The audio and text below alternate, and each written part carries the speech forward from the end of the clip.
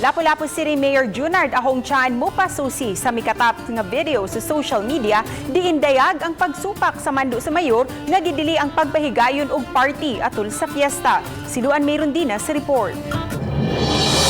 Katatuan sa DOH. Wa ginato gi-allow ang pagpamista sa pagkakaroon tungod sa coronavirus, no. Manghinaot ta sa atong mga bisita sa atong mamistahay nga makasabot lang unta sila. Kini ang pabalik-balik nga pahimangno ni Lapu-Lapu City Mayor Junard Ahongchan ngadto sa mga upunganon dihang naghinangat pa ang kapistahan. Apan atul mismo sa fiesta sa Birhen sa Regla niadtong Sabado, Nobyembre 21, mikatap sa social media kining post sa usa ka party nga gikatahong gipahigayon sa Barangay Paho ug dayag ang pagsupak sa executive order nga giluwatan sa mayor.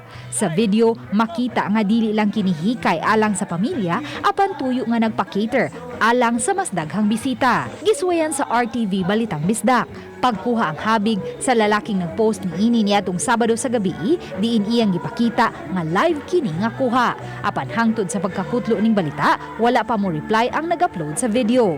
Ang video gitangtang na usab sa nag-upload. Nagrubing jud ko ang pagkagabi associate nagsugod ko og alas 8 pagtan-aw kung naabay gipahigayon. So far wala ko'y nakita, no, mingaw kayo ang karsada since naa sa mga suksuok, naa sa mga interior na wa makita, nakita na to sa Facebook, nag-live, dali ra nang matrace ato ang kapulisan. Uban ni Godfrey Relien, Luan Narondina, Balitang Bisdak.